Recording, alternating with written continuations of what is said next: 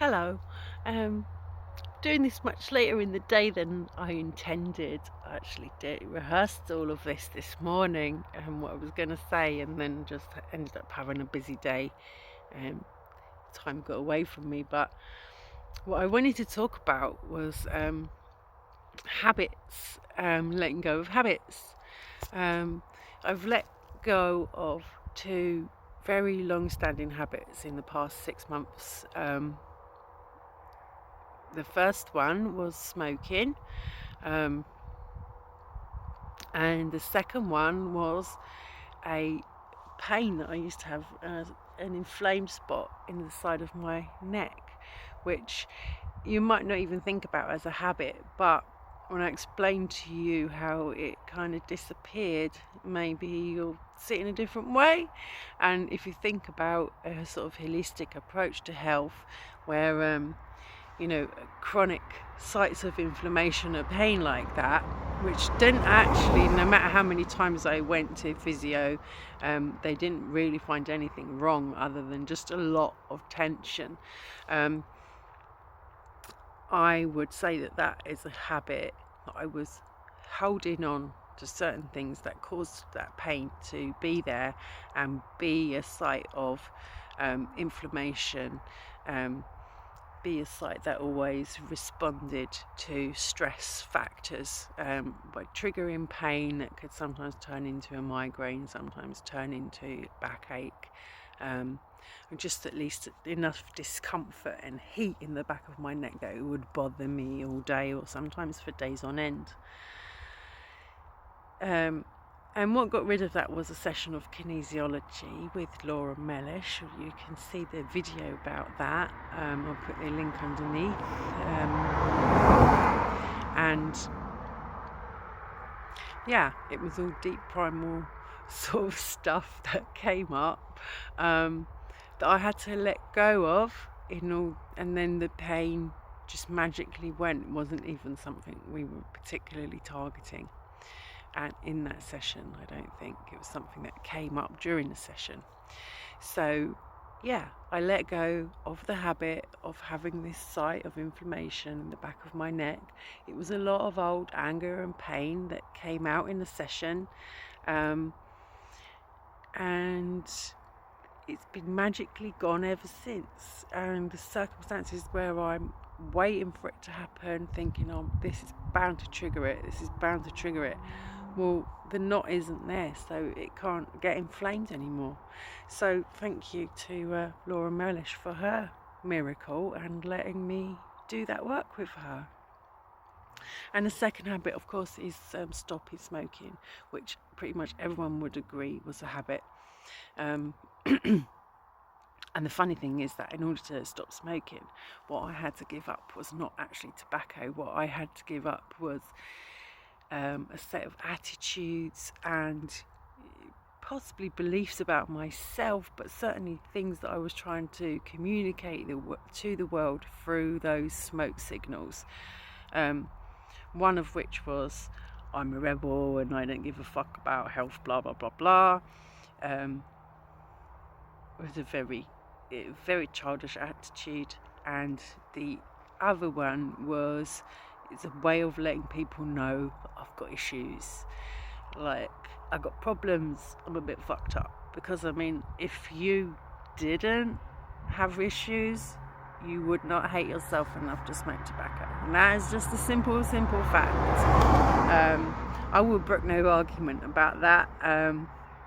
I've been smoking for the past few years knowing that, so of course it makes you feel even worse. And when I was in the session that cured me of that habit, that was an RTT session with Charia Hilton. She's also my mother, but she's a brilliant coach and an RTT practitioner.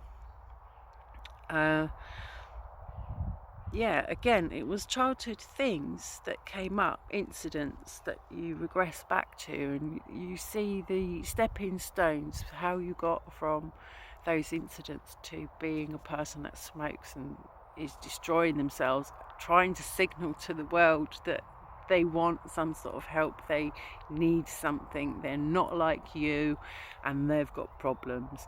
And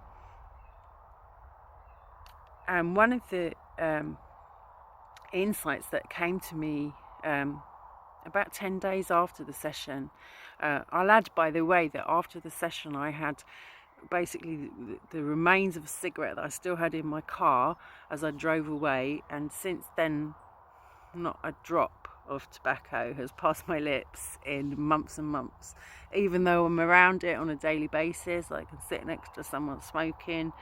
For the first 2 months I couldn't actually even smell an ashtray under my nose. It was like tobacco was so gone from my life that even those things that normally irritate non-smokers or make them be attracted to smoking again, they just didn't even exist in my reality. So one of the things was realizing that I don't want to present as a person with I've got issues. I choose not to be that person anymore. I take responsibility for my own issues. Actually, probably I don't even have any issues. I just have to relax with who I am and just be it and do it. It's that simple as that. So that's that one taken care of. The other thing that came up, as I say, about 10 days afterwards, was that I realised that I was letting 13-year-old me, 15-year-old me, the me that decided to start smoking in the first place, I was letting that teenage child girl, angry, furious, messed up little girl that she was, make my health decisions for me in the now. Which, just think about that. Would you go to the fucked up 15-year-old and ask them what is the best thing for you to do for your health as a grown person? I don't think you would. And so every time that the habit of smoking occurred to me over the first couple of weeks, months, it certainly didn't last longer than a month, I don't think, before I stopped even thinking about it.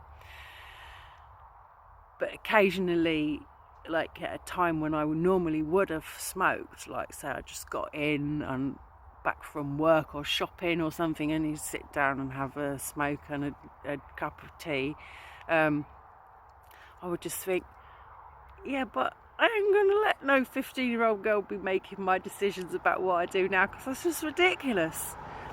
And the habit would immediately evaporate. It was incredible. So, yeah,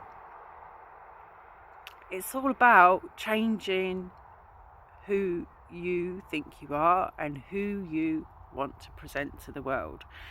What you present to the world will absolutely be reflected back to you. So bear that in mind and think about carefully, who do you want to be? That's up to you.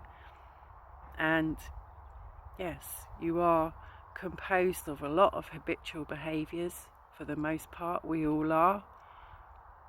And that goes right down to things like body posture and ailments, and attitude, mood, all those things. And they are our choice. We can liberate ourselves from our past. We can choose which part of ourselves we want to grow and define and celebrate.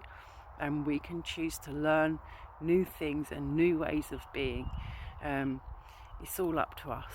And that's very exciting news, I think.